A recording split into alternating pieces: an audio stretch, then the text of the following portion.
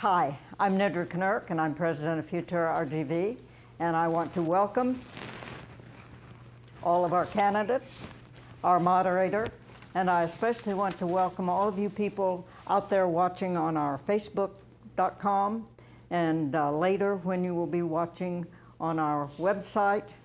And this is a chance to really find out what we're hosting our Republican candidates for the U.S. Congress seat District 15 tonight. So this is your chance to really hear what they have to say if you elect them to that office.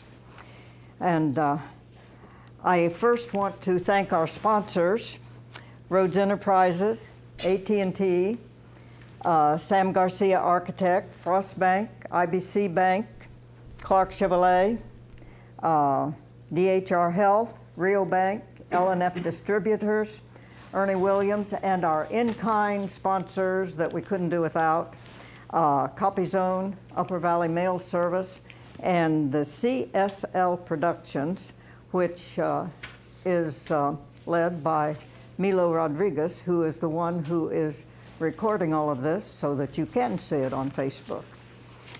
So we also have to thank Stephen Wingert and Ryan Henry of AIM Media. AIM Media owns the Monitor and the Brownsville Herald, and we are very grateful to them for allowing us to use their facilities, some of their technical expertise, and that also includes something called Venture X over in Brownsville, where Brownsville Herald is located.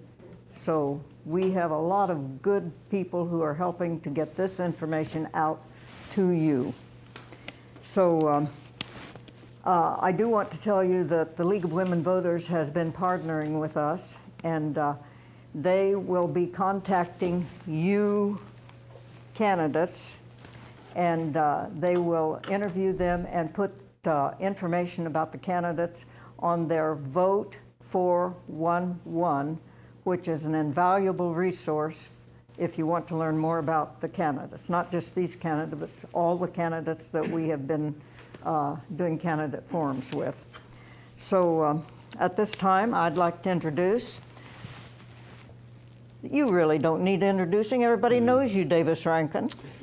Davis Rankin of KURV, and also Davis is on our board of Futura RGV. So Davis, you're on. Thank you very much. Appreciate it. Glad to be here and glad that you all are watching, whether you're watching live or at your leisure through the glorious means of recording. Now recording digitally, so it's so much clearer. We typically do this by ballot order. That seems the most logical way to do it. We may go ballot order and then go reverse ballot order so that the same person didn't get the first question all the time. The Republican candidates who are here tonight for District 15, Aizar Cavazos on that end, Vangela Churchill, Monica de la Cruz, Ryan Krause, John Lerma, and Sarah Kennedy. We have a statement from Mauro Garza, who late said he could not be here. And just for historical knowledge, District 15, the one that goes all the way up close to San Antonio, is the same district that was represented by Ruben Hinojosa for a number of terms. Before that, Kika de la Garza for what seemed like forever. So it's a district which has been here in one configuration or another for a long, long time. I think it's tradition, am I right, that we start with a statement on their vision for the Valley? Or is that up to me? Nedra? Question. You start with that question that they all got emailed. And you have it there on. You need it? I don't have it, but I can make it up because it's always the same. Right here. Okay. Paperwork. Papers. I love paper, but paper's not my friend. Besides the people in our community, what do you see as District 15's single biggest asset and our single biggest concern? And I would remind the viewers that District 15 goes from Hidalgo County all the way up to southeast of San Antonio, a very long district and a mixed district, a mix of ethnicities and races. How would you lead to address this concern? Yes, sir. Thank you. My name's Isaac Cavazos, and I'm running for Congress, District 15. We do have a lot of assets here in the Valley, starting with our natural resources, our oil, our gas. You got a lot of nice ranch land. Our crops are the best in the world. And, of course, we got good weather pretty much year-round. So we do have a lot, and a lot of people have found out, so that's why we have a lot of tourism coming in from all parts of the United States. But as far as the number one asset, I would have to say that our law enforcement community here in the Valley, and I worked all over the United States, I would have to say they are the biggest asset that we have. They're the most professional out there. They're always out there helping people, and while we're resting at home, asleep at home, they're keeping us safe. They're working around the clock for us. So, starting with our Border Patrol, our DPS, all the federal agencies and the state and locals, they're all doing an outstanding job out there. As far as our concerns here in the Valley, of course, poverty continues to be a big problem here. And but I think the number one concern we have is our border crisis that we have right now. Millions of people are coming in illegally, and it's putting a big strain on our schools, our hospitals, and overall our economy. Thank you. Next. Hello, my name is Vangela Churchill. I'm also running for U.S. Congress, District 15. I have been in education for over 20-some years, 20-plus years. As educators, we know that we are facing America's problems head-on. A lot of the problems and the issues that we see within our schools are the same issues that we are facing on a greater scale in America today. And so that's why, in my entire adult career, I have been facing these same issues. Congress has failed taxpayers, and so that's why I say let's send a principal to Congress, because I promise not to allow a passing grade on my watch. Some of the biggest assets that we have in our in District 15, first of all, we are a great place to live. People from blue states are moving down here because of the freedoms that we enjoy here. We have people coming across the borders to shop in our stores and eat at our restaurants. And the cost of living is low. The economy is great.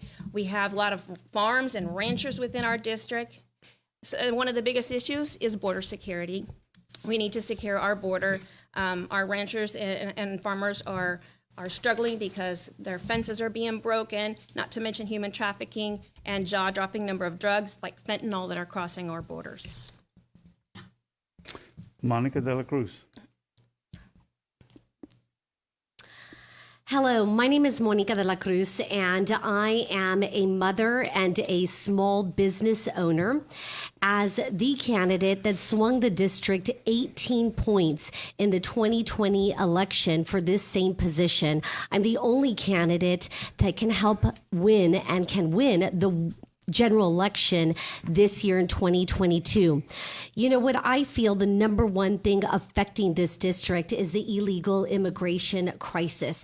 Everybody's talked about it, but nobody has the real solutions. Some of those solutions mean, number one, supporting our men and women in law enforcement and border patrol.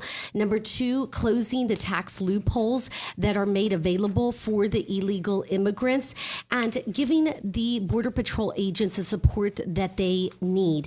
Now, I am not just once, but twice officially endorsed by the National Border Patrol Council, and I'm very proud of this because the law enforcement men and women know that I stand by them.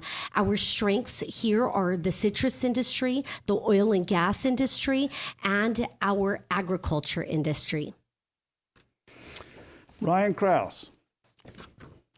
Yes, thank you, Davis, and thank you, Dr. Knurk and the board to Futuro.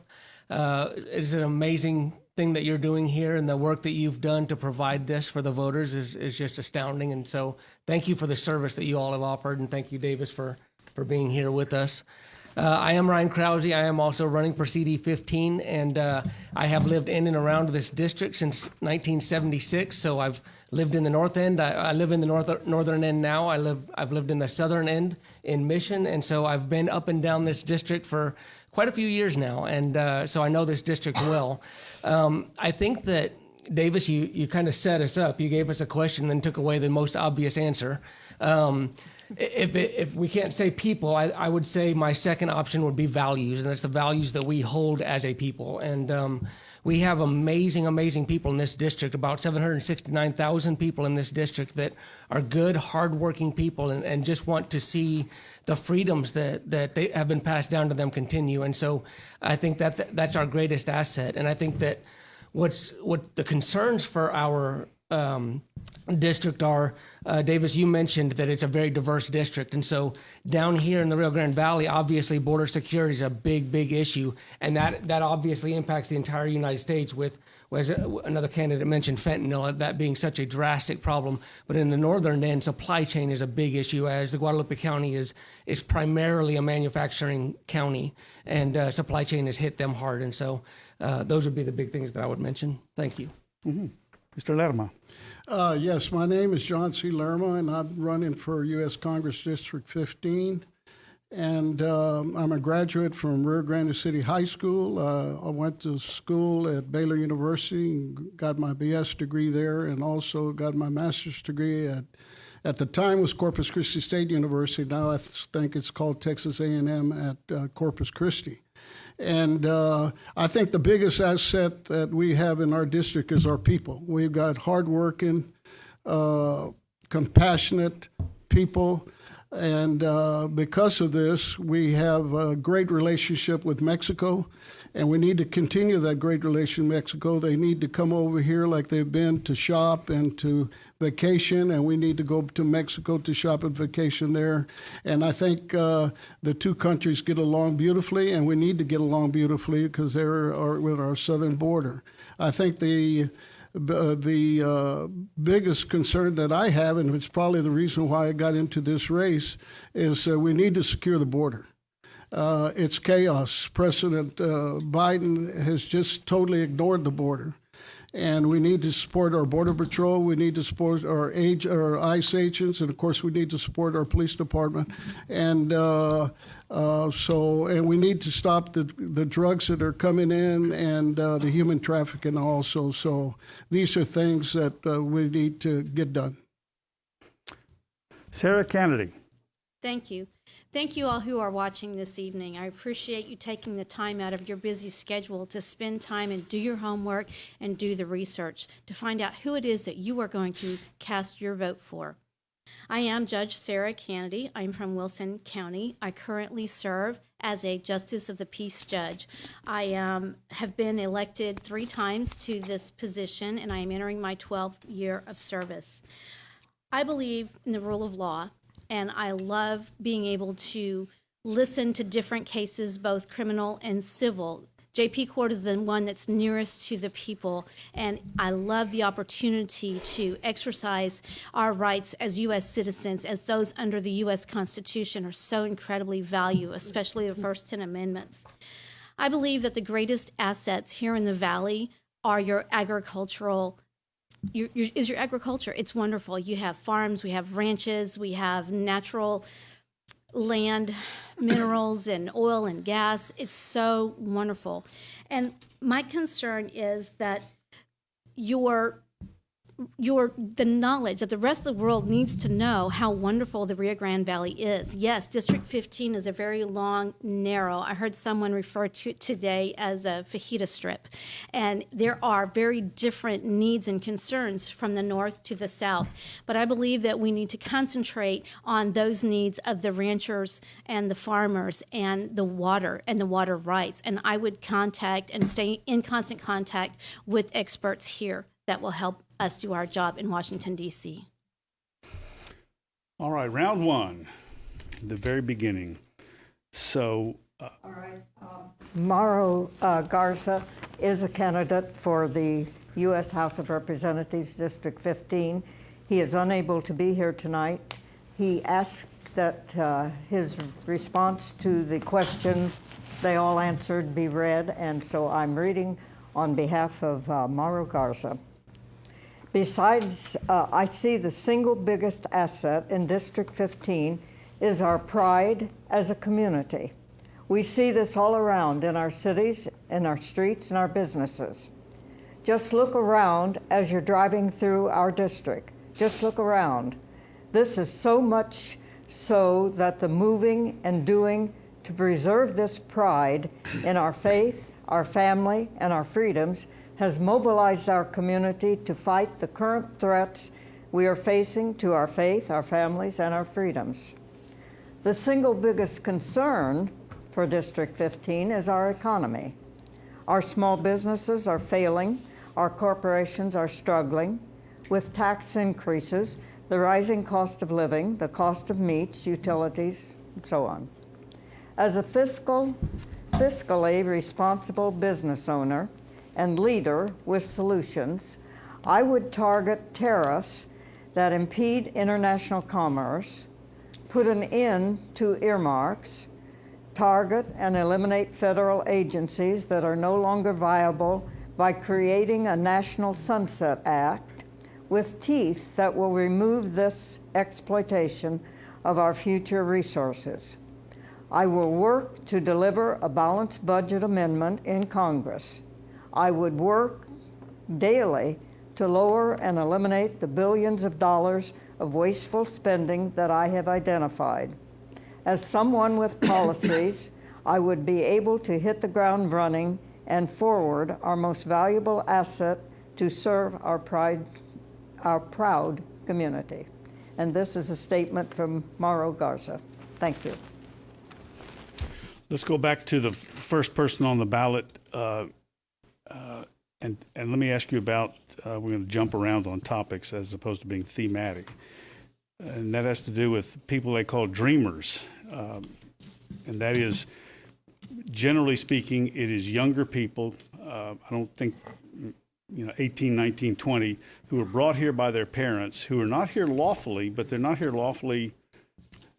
They were considered, in some cases, infants, babes in arms. In other cases, had to do what their parents told them. There's been a movement stuck in Congress to somehow legalize them. There's a variety of what would happen to them, but get them out of that limbo of being neither here nor there. Let's go first to Azar Cavazos. Azar Cavazos, what do you think about that? Are you for or against something to regularize the dreamers? Well, let me get started. First, I failed to mention, I'll give you a little bit of my background. I worked for the Border Patrol for 25 years. I retired in 2018. I'm originally from Weslaco, Texas, and I live in Edinburgh with my wife and 4 kids. So I do have a lot of experience with immigration. I worked, my original duty station was San Diego, California, and then I went to El Centro, Nogales, Valfurrias. I moved, basically worked from San Diego all the way to Brownsville, and I went to Washington, D.C. as well. Worked up there, and then I got an opportunity to go to Mexico to work with the Mexican immigration and some of the other police agencies in the area. So I think we need to stop the illegal immigration that's coming in. There's a lot of things we can do. As far as the dreamers, that's something that Congress definitely needs to look at. Like you said, through no fault of their own, they're here. So we need to eventually visit that issue and figure out, what we're going to do with the dreamers. Definitely. Thank you. Angela Churchill? Yes. So I believe that since we are a nation of laws, we do definitely need to follow law when it comes to immigration. However, these dreamers that are here, they've gone through our public education system. They've grown up here. This is what they know. They don't, if we were to send them back to their country of origin, they wouldn't know what to do because now English has become their language. They have adapted to our culture. So I believe that if they have proven to be productive citizens of America, then they should be allowed some sort of pathway to citizenship based on merits. However, if they've been here and they are proven that they cannot be productive citizens, they're criminals, or then maybe those are the ones that we should consider not providing that pathway to citizenship. Monica de la Cruz. Well, I will tell you, when it comes to DACA, I understand as a mother myself, having children, I don't want to see these children deported. I believe that these DACA recipients came of no fault of their own. They deserve some permanent legislative action and solutions.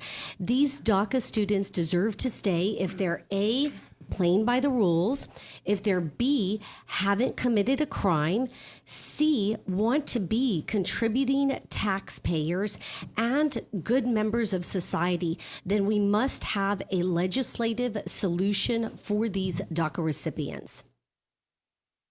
Yes, sir. Thank you, Dave.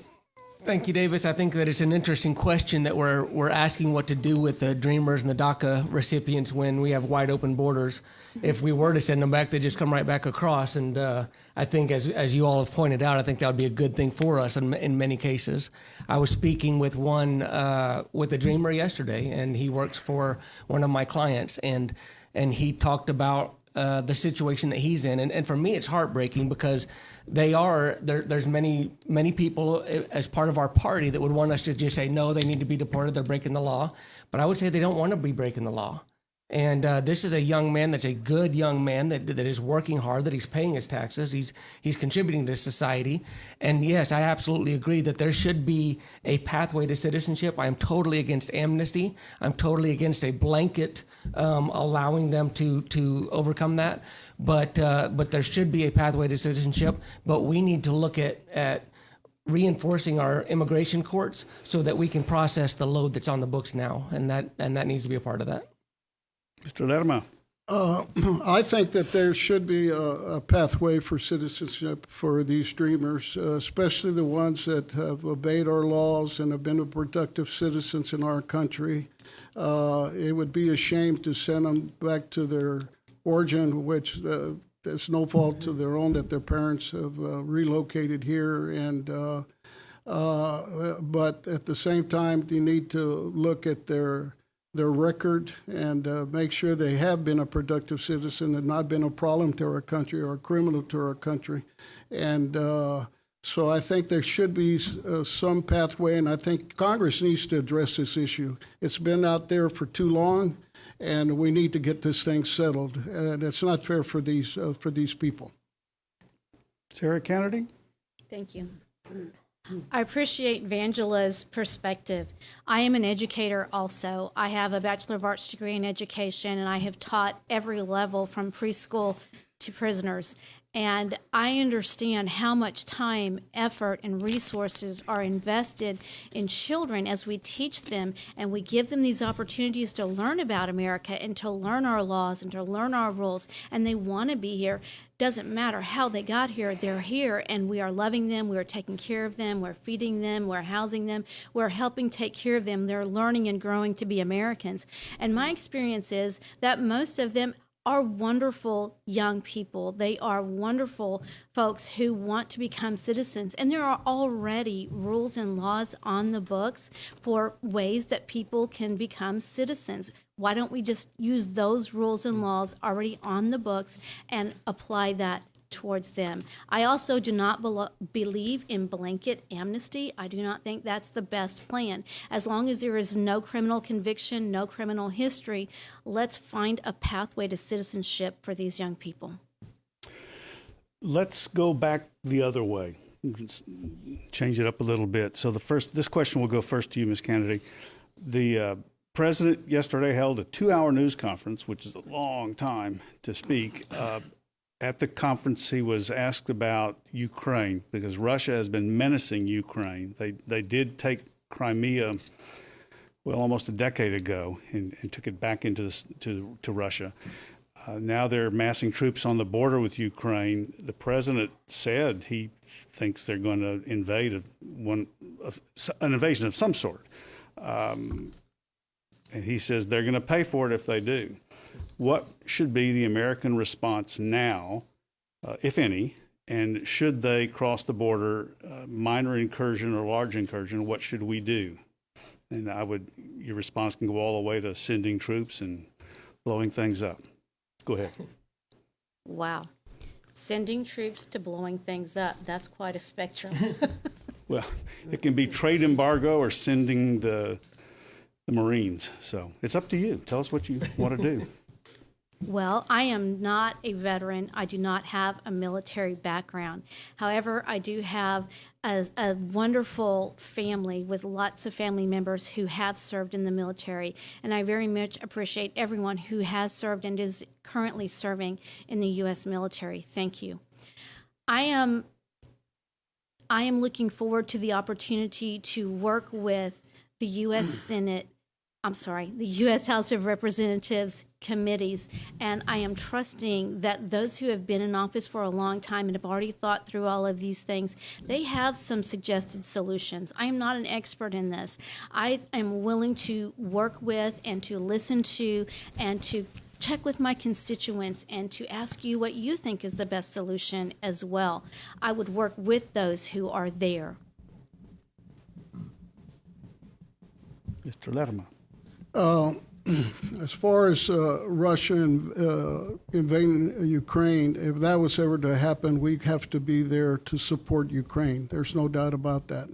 And as far as NATO, also will have to, because the only way Putin is, you got to work through strength. If you're weak, he's gonna make things miserable. And he's got to let them know that if he invades any certain part, an inch of that territory, that there's going to be a severe response by the United States and severe economic sanctions, especially in their oil and gas industry, that will hurt them tremendously.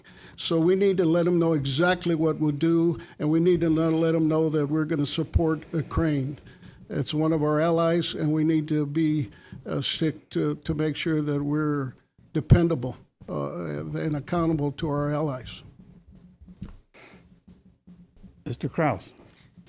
Yeah, so I think Mr. Leonard remembers the great President Ronald Reagan, and Ronald Reagan would say that we have to exercise peace through strength. And so I'm all for a peaceful solution. I'm all for a diplomatic solution, but I also think that we need to show strength. I think that the current administration is the reason that we are in the worldwide affairs that we are now, is that we're not showing the strength that America typically shows. And so I think we need to show that strength.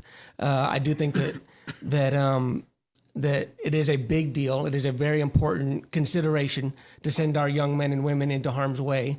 But I do think that we need to show that we do have the strength and the resolve to stand up and protect our allies. Monica de la Cruz. I believe that the Biden administration has shown weakness throughout their entire administration year. We've seen this in Afghanistan. We see this now with Ukraine. We see this on our very own border.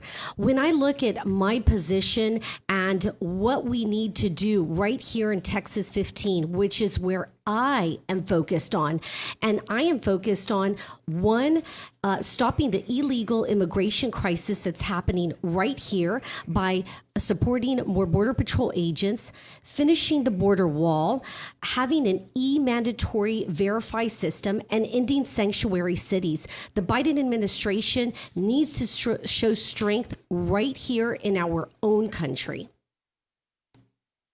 Yes, ma'am. We should have provided resources to Ukraine a long time ago. We shouldn't wait for Russia to make any more advances in order for us to help our allies. Biden right now, he's all rhetoric, it's all talk, and Putin knows that. And so it is time that we should have been there, like I said, yesterday. We should have given those resources. So if it were up to me, we would already be sending help their way. Mr. Cavazos. Yes, definitely. Mr. Putin does see weakness in the U.S. right now with Biden as president.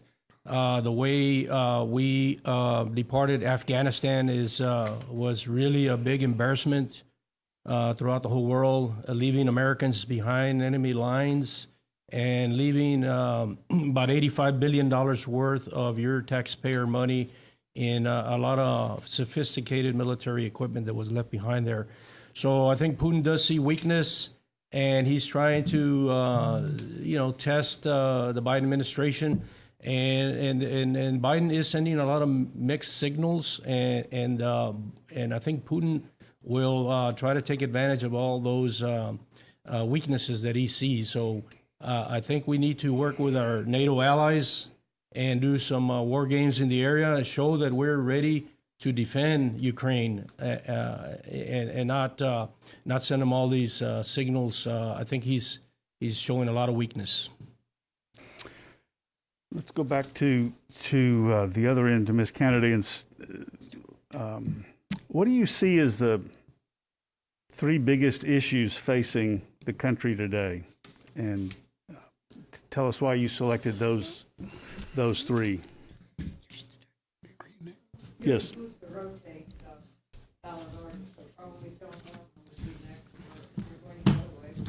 I was just going to go back and forth, but your wish is my command.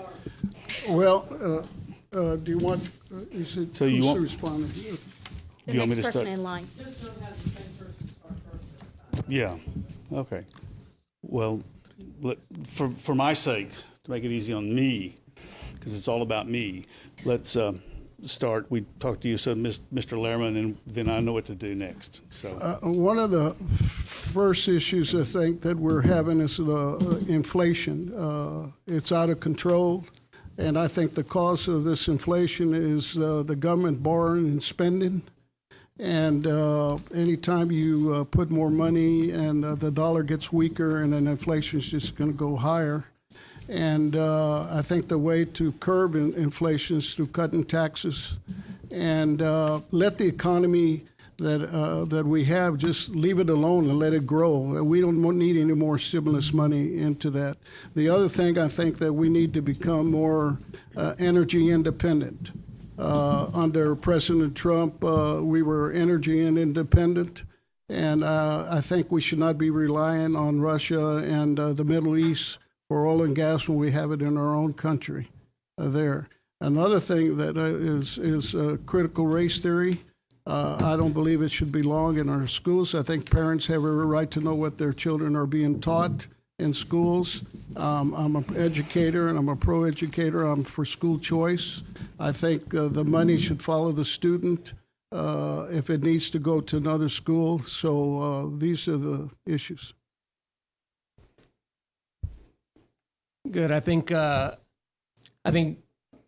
down here in the Rio Grande Valley, the number one thing that's all on our hearts and minds is the border security. I think that we need to close our borders, protect our country, and we should know who comes in and comes out of our country. So border security is a big one. We can talk about resourcing our people that we put in harm's way, our border agents and all the law enforcement agents that we bring down here in this area. So border security is a big one. I also agree inflation, or the financial position that we're putting ourselves in. Our national debt is $30 trillion at this point, and it's the position we're putting ourselves in that's raising inflation, that's causing differences in the home when we sit around the table with our kids, and the cost that it's taking to put that food on the table is having a huge impact on us. But the one I want to add that I don't think that would be the normal response to that is, I think that a big thing that's facing our country is our moral decline, and how we are allowing our values to be stomped on, and we're not doing enough to stand up and fight that. I'm going to echo some of the same concerns here, with border security obviously being number one for not only our district, but our nation. Every city in America is a border nation. They're coming through here, but they're ending up all over our country. The second thing is inflation. Due to Joe Biden's America Rescue Plan, we are seeing higher prices. We're seeing people incentivized to stay home. We're seeing the destruction of small businesses. Leading economists are saying that the American Rescue Plan is stoking inflation. And what that means to you and me are higher prices at the grocery store and at the gas pump. You know, these policies are creating hardships on American families and small businesses and ultimately destroying the country we love. I too had border security as my number one priority. We know that the federal government has already paid for the steel. It's there. So what we need to do is go ahead and finish that wall. We need to also provide Customs and Border Patrol with the resources that they need in order to do their job. Because with the influx of illegal immigrants and fentanyl and inhuman trafficking, they need it. I also put down election integrity. The reason is we're the freest nation in the world because of our electoral process. But we do know that voter fraud does exist and it does need to be addressed.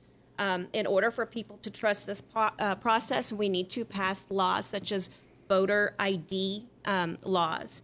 The last one is mental health issues. In our school system, we are seeing kids as young as 9 years old with suicidal ideations and mental health problems. And we've had 31% of kids aged 12 to 17 having to go receive help. So I would like to pass some sort of a bill to address those needs in our school system. Yes, I would have to agree. Border security is the number one reason that I decided to run for Congress. Last fiscal year, we had 1.7 million people cross illegally into the U.S., and this year it's supposed to go up, unfortunately, to about 2.1 million people. There's another universe, also 400,000 gotaways also got into the U.S., and those are your hardcore criminals, your MS-13 gang members, and your possible terrorists. So it's a national security crisis because we don't know who those people are. We don't know what they're planning. They might be planning the next 9/11, next terrorist attack. And we got a humanitarian crisis at the border and a public health crisis because a lot of the people the Border Patrol apprehends, 60% of them get released with a notice to appear, with no COVID testing and no medical screening. So, of course, we got inflation. And we need to support and defend our Constitution, our First Amendment. A lot of people are getting blocked on Twitter, Facebook, and that's a very dangerous thing for the U.S. All right, we're going to go back to ballot order, and then I'll modify it as we go along. Let's talk about. You got Sarah and John yet? Oh. Well, go ahead, since I'm obviously. Yes, ma'am, go ahead. The top three concerns that I would have as a congresswoman for District 15 reflect what you've already just heard, is that border security is number one. And it's not just about the illegal aliens. It's about building the wall. And in my opening statement, I mentioned the farmers and the ranchers. And I spoke with an expert today who works in this area. And he was saying that it's so important that the wall be completed, that it's not just about the people that are crossing, but it's about the levees that will cause flooding because they've already been readied for the wall and the wall has not yet been built. If a big weather event happens, it could cause great flooding in this area. I'm also very concerned about energy independence. Texas is the 9th largest economy in the world. Our energy sector is one of the strongest. We do not need to be importing oil and gas from foreign countries. And finally, I believe that we need to support the U.S. Constitution, and we need to be teaching young people about the morals and the values that made our country great in the very beginning, and we can have that great country again. Mr. Lerma? The other end, Ms. Vangela. I answered. I was the first one to get started. I'm thoroughly confused, but I think. But, you know, my top three, of course, and I've already said this, is secure the border and, of course, inflation, and then becoming an energy independent and supporting our ranchers and our farmers, make sure that they get fair prices for their product and so forth. And water's an issue for them also. All right. We're going to go back to ballot order. I thought I was doing this correctly, but Well, apparently not. here, Well, I have ballot order here. okay, this is ballot Yeah. order.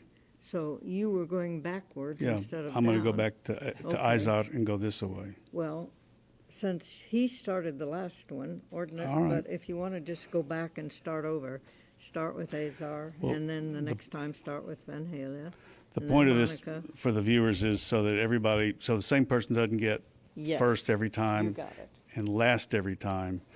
And I write it all down because, God, obviously I'm easily confused, and Well, the very fact I that can they prove just I'm barely saying- got off work in time to come, we're very grateful that you got here, David. well, I was able to make bail, and here I Ballot am. order. First Azar, then the next question, Churchill, the Yes. next question, Monica, the next Ryan. Well, that part I Got can it. get.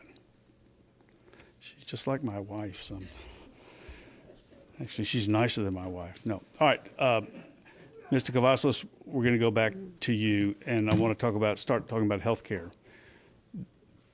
Coronavirus, COVID, has really, in some ways, shown how, according to one doctor, in fact, the medical authority in Hidalgo County, how sick we are, as he put it.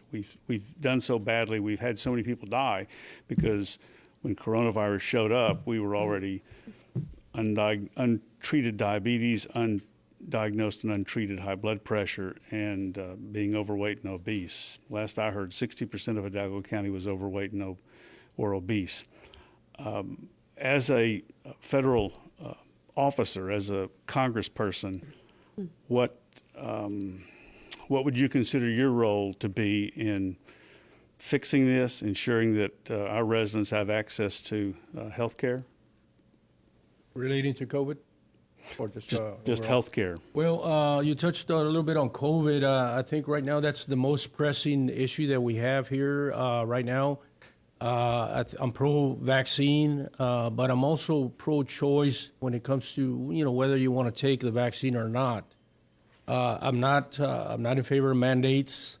I think it's causing a lot of problems in our business community. A lot of employees that are getting fired, truck drivers, even federal employees that are being threatened to be fired unless they take the vaccine. So I think the Biden administration, we've seen more deaths during his administration than the previous administration. So they've done a terrible job with the COVID response. And so I think we need to concentrate more on the therapeutics. I think they put a lot of emphasis on the vaccine, which is fine, but where they dropped the ball is on the therapeutics. There's a lot of good medicines out there that were not utilized, and I think a lot of people died unnecessarily because those therapeutics were not used. And as far as healthcare in general, definitely we need to get everybody to get healthcare and open it up for competition so everybody can afford it. Thank you. Yes, ma'am. So Obama, when he passed Obamacare, he promised the people that we would be able to keep our doctors and that our rates wouldn't change. And we're seeing that that is not the case. And now we're suffering, and a lot of people can't afford insurance, health insurance, as it is now. I do believe that we need to come together and we need to pass a bipartisan bill for health care reform. We were going to do that this last presidency, and it didn't happen. So it's time that we make that happen now. I do not believe in government controlling everybody in one universal health care, because less government is better. Monica de la Cruz. Yes, and Mr. Rankin, would you please repeat the question for me? The Valley is one of the most medically underserved regions in the state and in the U.S. And when coronavirus showed up, what is it now? Seems like forever, 2-3 years ago, we were already sick. The comorbidities were so prevalent. That's one of the reasons the doctor says that we had so many people die. So with that as a background, and this is not just about coronavirus, but it's about the underlying health of people in the Rio Grande Valley. As a federally elected official, what can you do, could you do, would you do to better the health of Hidalgo County residents or people in your district? Well, we have multiple issues in that question. And the first one that I want to address is about the adequate healthcare system that we have here in the Rio Grande Valley. Number one, when we talk to people within Hidalgo County, they often complain that our medical hospitals, our doctors are being clogged, again, by the illegal immigration that is happening here. Many of the illegals will come through here. If they're sick, they're automatically taken to the hospital. They're getting care, so that the citizens, the American citizens in our communities, are unable to receive the adequate care that they deserve. So again, we talk about border security and how that is even affecting our healthcare system. I believe that in the rural parts of the district, we do need to have community-based healthcare hospitals and clinics in the more rural counties to help those citizens with their healthcare needs. Ryan Krause? Yeah, so when I was in probably ninth grade a few years ago, I learned this term when we were in social studies or government class. I don't even remember what we called it at the time, but it was this term laissez-faire, and it means hands off. And I think that if we could get the government out of healthcare, then our healthcare system would be better. I think if we had a free market healthcare system, that we would all be better off for it.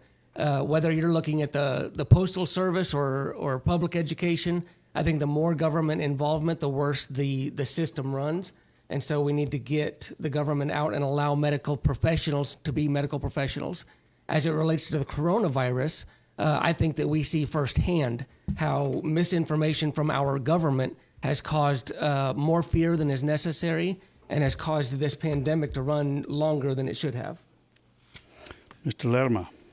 I agree as far as the COVID that is, thank God, it's highly, the Omicron is very contagious, but thank God it's not as deadly as COVID-19.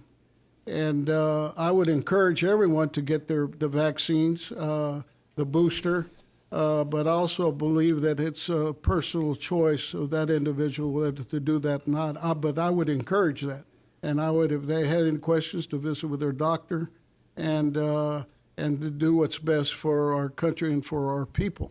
And as far as health care, I think that like Obamacare was mentioned, unfortunately it was crammed down our throats. I don't think it received one Republican vote because they promised you can keep your doctor, keep your plan, which was not true. And what happened is that it passed, but there were high deductibles and high premiums, and we need to get back where health care, especially in the Rio Grande Valley, needs to be more affordable for our people. Sarah Kennedy? Thank you.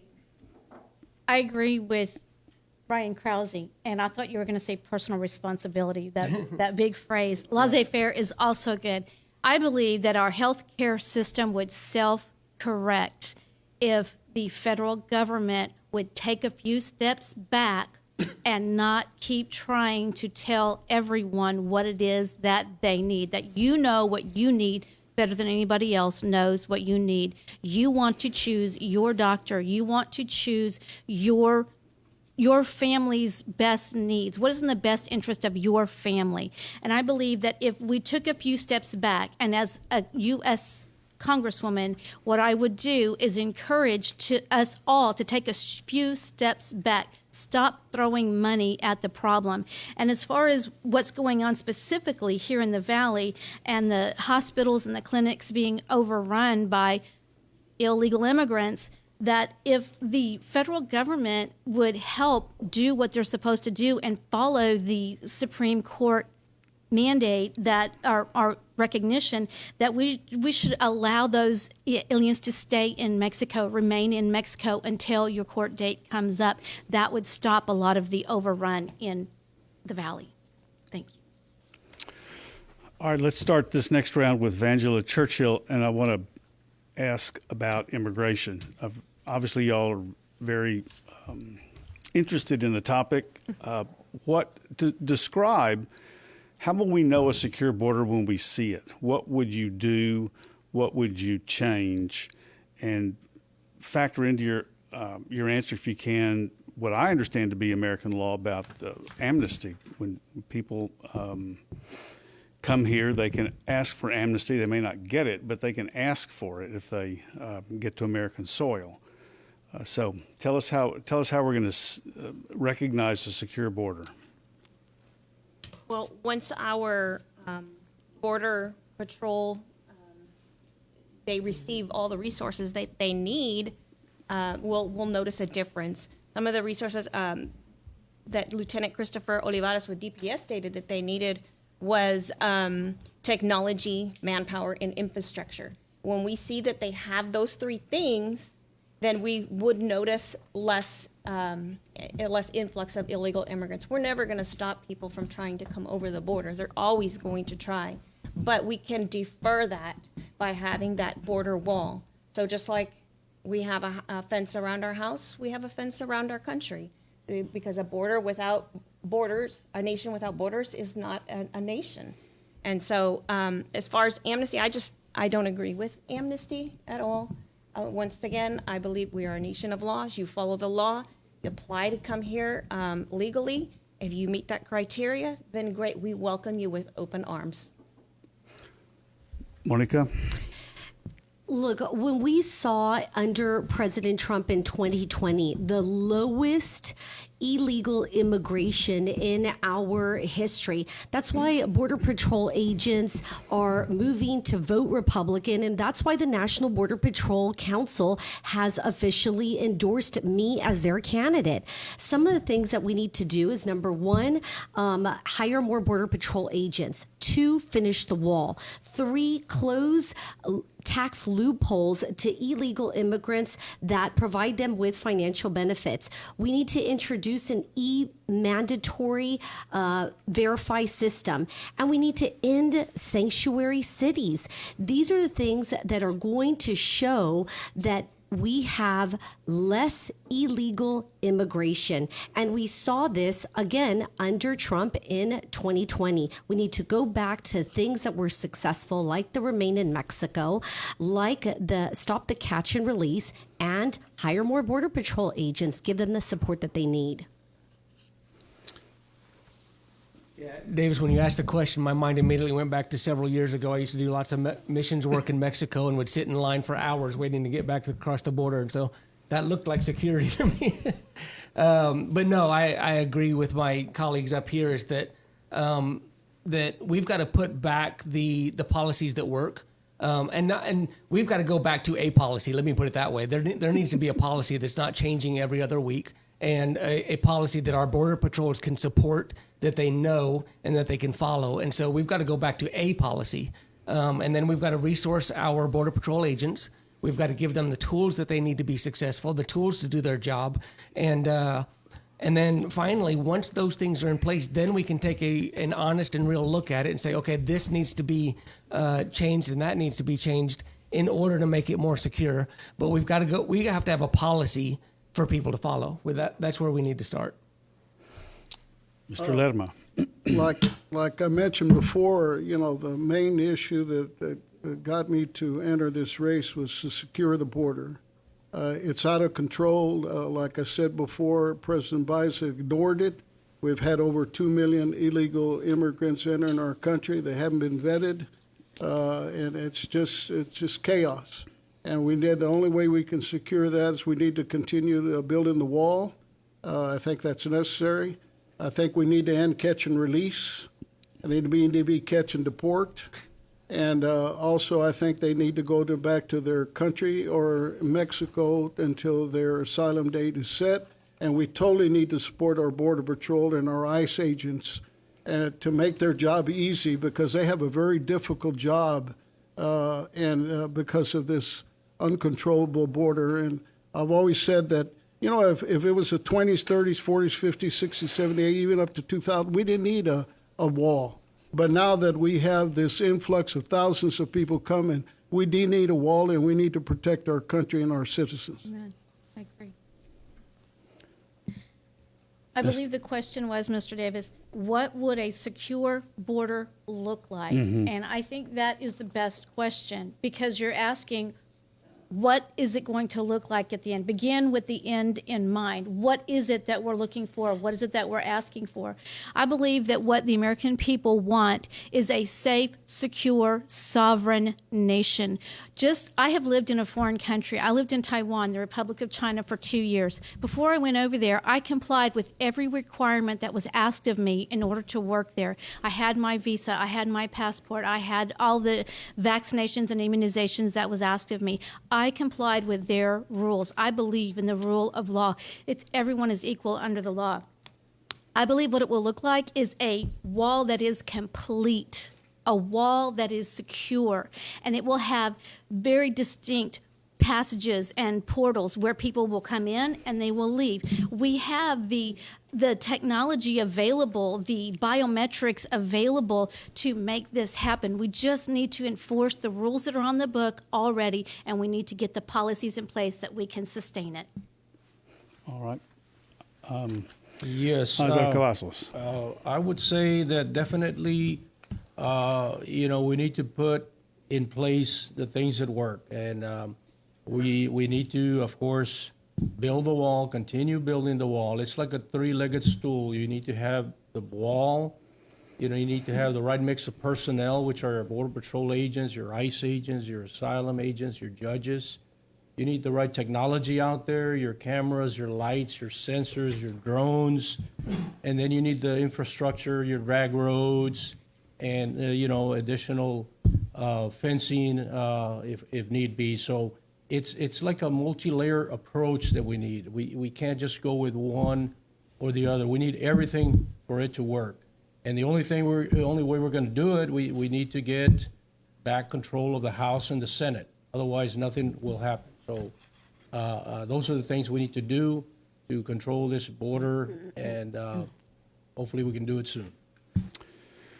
It's now 6:59. Do we want to go to final statements or one more question? One more question. All right. And it's a good one. But how do you see, and this will go first to Monica de la Cruz, how do you see your role? If you're elected, you'll be a representative, a congressperson, but what does that mean? What do you do? Do you represent what your district wants? Do you represent what you want? Explain it. I believe that it would be my responsibility to reflect my district and their needs, have their voice be heard. I believe that what our district is saying is their number one concern is the border security that we have talked about over and over again. So the first thing that I'm going to do is stand up for our Border Patrol and custom agents, the people who are on the front lines protecting our American cities. And this is why I'm so proud to not only once, but twice receive the endorsement of the National Border Patrol Council, because they know that when I get to DC and I am their congresswoman, that I will stand up with them and protect our country. And that's what I will do when I become a congresswoman. Yes, sir. Good, thank you, Davis. I think first and foremost, it is supporting this document we call the Constitution of the United States of America, and we can't allow the loudest voices to dictate the direction that we're going as a country, and that's why we have a written document that is a static document, and that's who we are, that's what we are, that's what we represent, and it is supporting that document, and then secondly is, as a federal agent, as a federal employee, my job is to ask, does the federal government need to be involved in this? I think too often federal agents or federal representatives are putting their name on bills just because they want to say they did something. And I think our first question needs to be, does the federal government need to be involved? I believe in states' rights and state powers. And then, yes, absolutely, I want to represent the people of this district, and I think the biggest part of that is educating this district what my role for them is. Okay.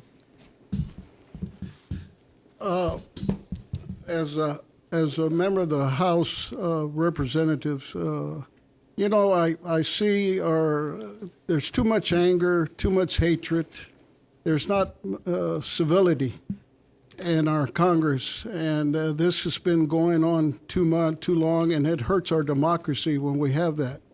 We need to compromise. We need to do what's best for our citizens and our country, and this is certainly what I would want to do. And of course, make sure that our district is well representative, but that our country is really taken care of like it should be. And I think democracy works best when you have compromise, when you have give and take from both parties. But if it benefits our citizen and our country, it will have my vote, regardless if it's a Republican or a Democrat. I think it's necessary that we start doing what's best for our citizens and for our country and our national defense. Ms. Kennedy. Thank you. I very much support the U.S. Constitution. It is a founding document, and I love the 10th Amendment. It says, "The powers not delegated to the United States by the Constitution, nor prohibited by it to the states, are reserved to the states, respectively, or by the people." And I believe that we need, as congressmen and senators, every elected official needs to think on their own 2 feet. Every elected official needs to know that they're representing the people who elected them to that position. They need to listen to those people, and they need to be the voice of the people who elected them. They need to carry those things to Washington, D.C. And if the answer is no, the answer is no. Let your no be no and your yes be yes. Stop being wishy-washy. I don't want to be wishy-washy. I will not be wishy-washy. I will not say yes just because everybody else is. I'm going to question every single thing that comes across my desk. I'm going to work with others. I'm going to play well with others. And I look forward to representing you in Washington, D.C.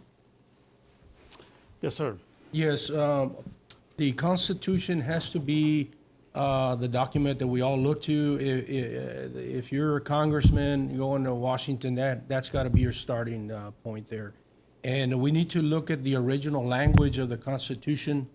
The framers of the Constitution, they had the foresight. They could see into the future. They knew that document was going to be the document that was going to separate us from the rest of the world. That's what keeps this country so strong, is that Constitution.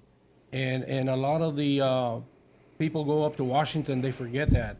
And so I want to go up to Washington to represent District 15 and to work with everybody there, but I will remind them all the time, hey, my bosses are back home. I'll listen to anybody out there, but I'm going to constantly remind them, I'm going to check with my constituents first. And if that's what they want, that's what I'm going to do.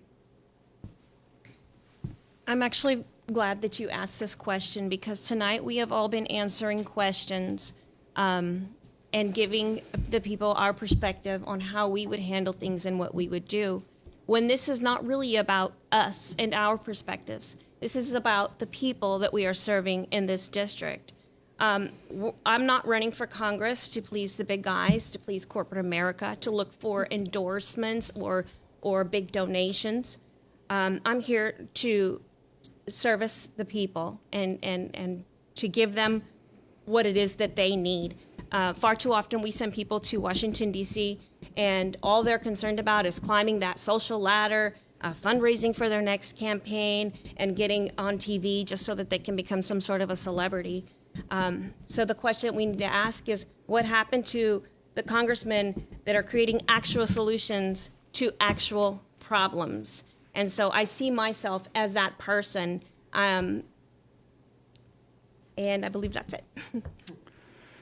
One question more, and then we'll get final statements. And this has to do with compromise or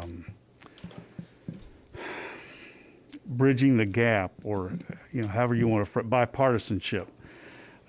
Congress has become much more partisan in the last 20, 30 years. Some people say it's because we can redistrict in such a way now that we're just better at lumping like-minded people together, and that like-mindedness reinforces itself perhaps to an extreme. People dig their heels in.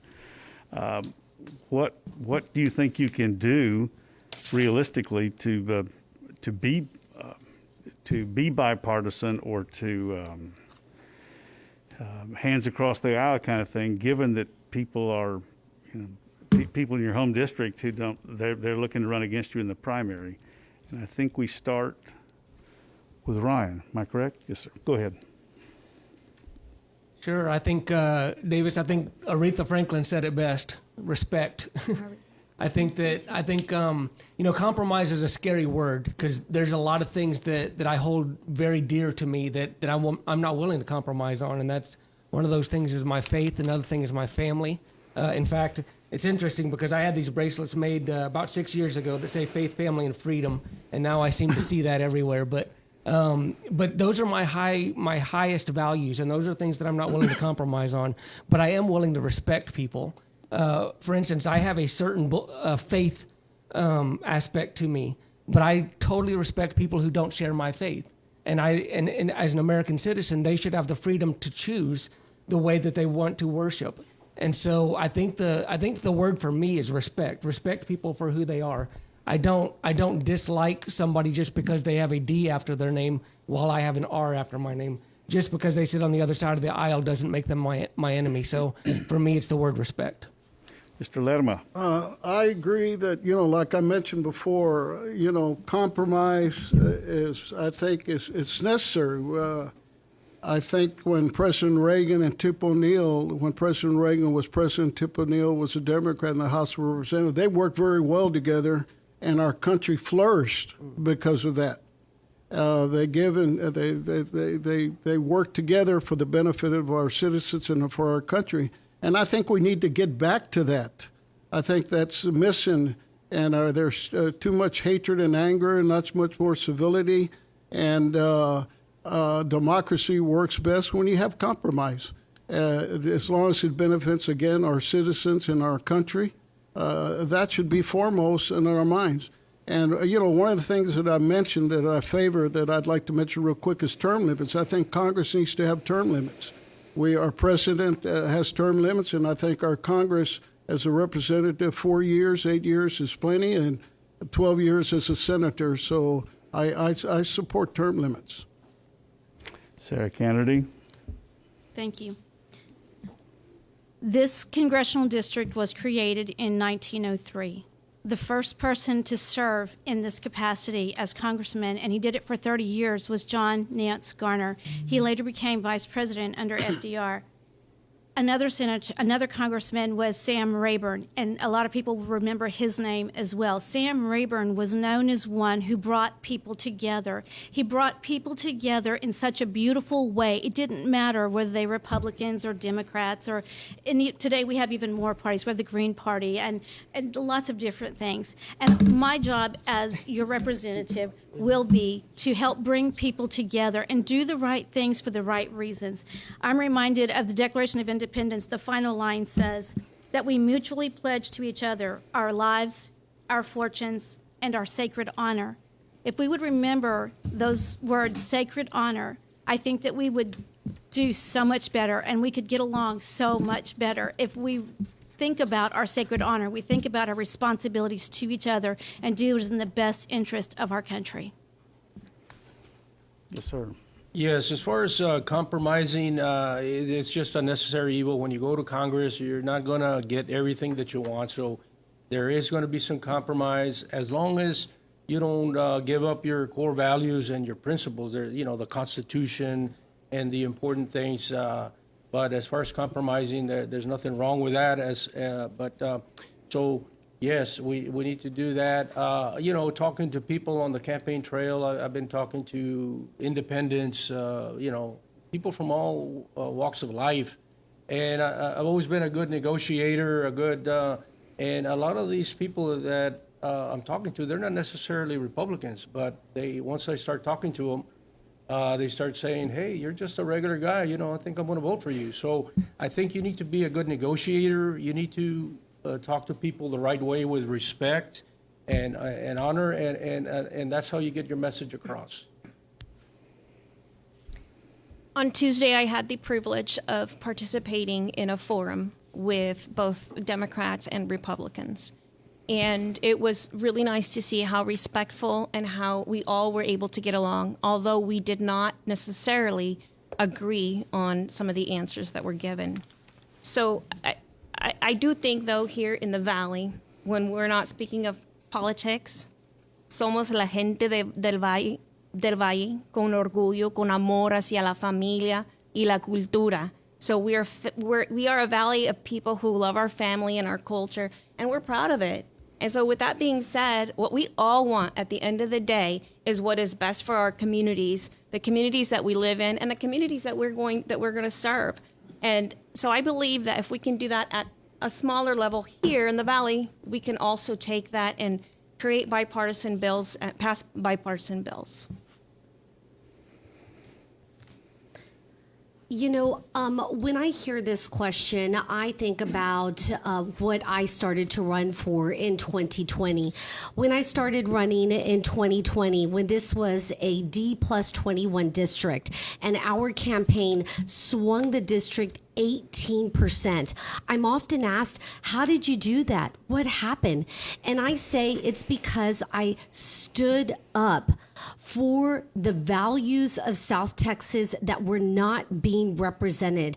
And it was a Democrat stronghold and not the most popular thing at that time. And we went against the machine.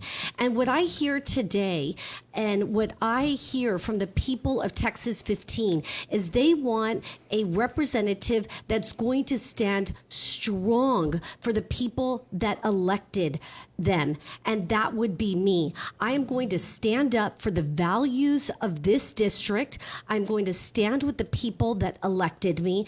And I am going to be there for them when in Congress. And I think it's important that we stand for what we say we're going to do. So final thoughts, how long do we have? A minute and a half? Closing, 1 minute for a closing. Oh, all right. And I guess we'll start then with Mr. Kraus, and then, or do you want to go back to ballot order? Who did you start with last? Me. I think we started with you last, so it's Mr. Lerma. You lead off, and then. Okay, well, I support the following, and that's how I'm going to close this. Number one is securing the border. Number two, term limits. I'm an oil and gas, energy independent. I believe in capitalism. I believe in free enterprise and open market.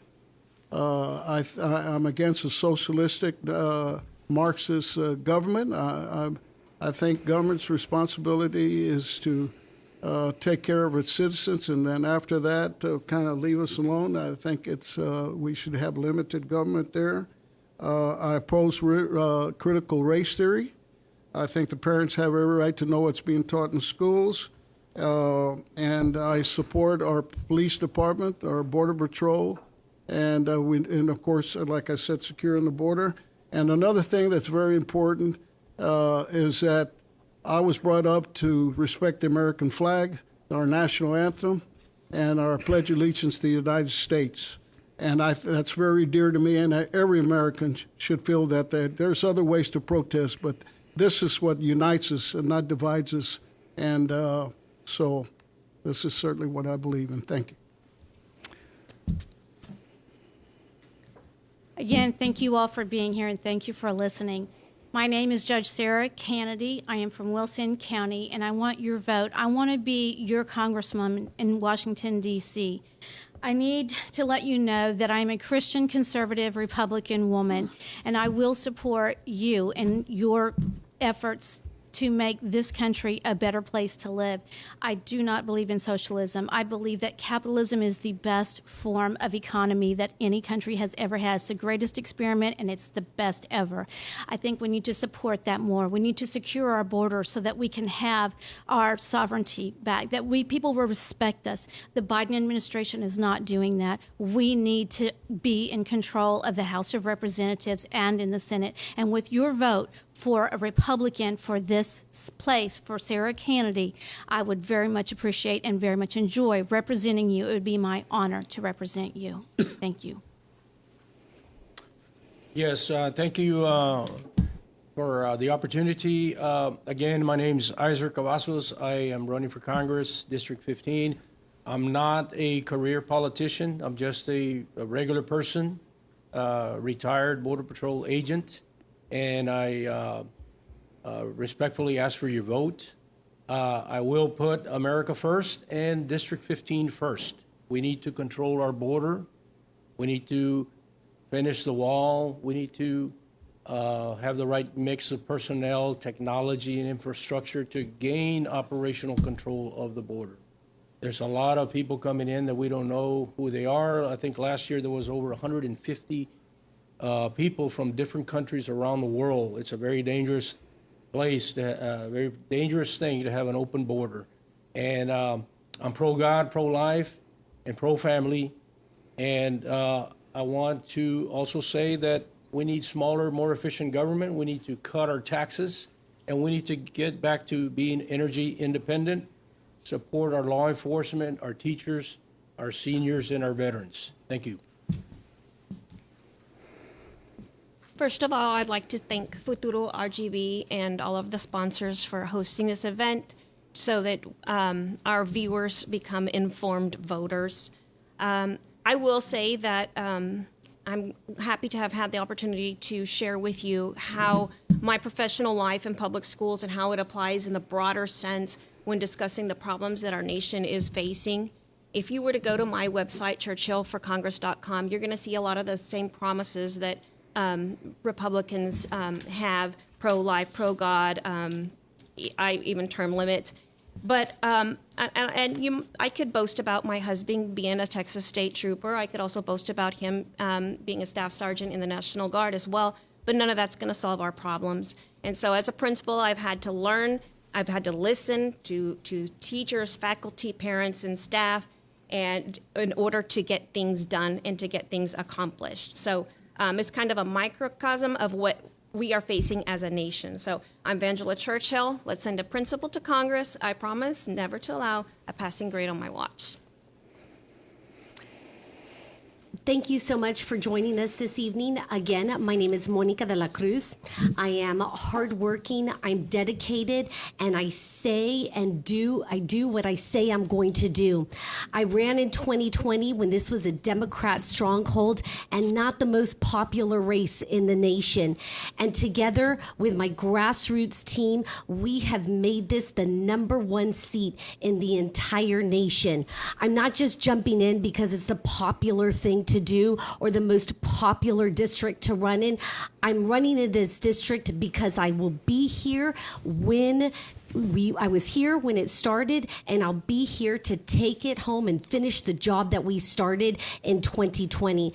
Please follow me at Monica for Congress, and let's finish what we started in 2020 and get a conservative voice to represent you in Congress. Thank you. And lastly, Ryan Krause. Thank you, Davis, and thank you, Futuro. It's such an honor to be here, and thank you all for watching and tuning in with us. I am Ryan Krause. I'm running for Congressional District 15 to represent you, and I would be honored to be your public servant. And thank you to all the candidates for being here. It's a pleasure to get to know all of you better. My favorite book in 2 Chronicles 7:14 says, "If my people, who are called by my name, will humble themselves and pray and seek my face and turn from their wicked ways, then I will hear from heaven, I will forgive their sins, and I will heal their land." Of all the questions we've had tonight and all the discussion and all the brilliant responses that I've heard tonight, the one thing that we need in this country is healing. And I can't do that. And I don't think that my colleagues up here can do that. And we don't need another politician for that. We need God for that.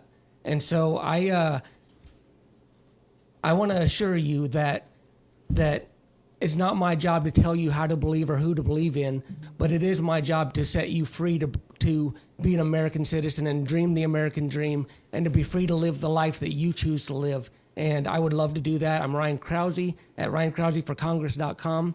And thank you for being with us tonight. All right, our task is done here on the dais. So, Nedra?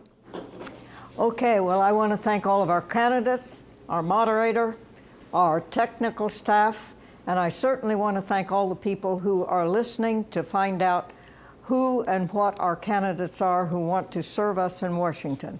I would like to say that Futura RGV is holding a number of candidate forums at the federal, the state, and the local level. the Republican and Democrat. Early voting is February the 14th through February the 25th. Election day is March 1st. And with that, I would like to say that Futuro RGV sends this message to all of you. Be an informed voter. Exercise your duty, exercise your right, and exercise your privilege to vote to keep a strong democracy. And I thank you and good night.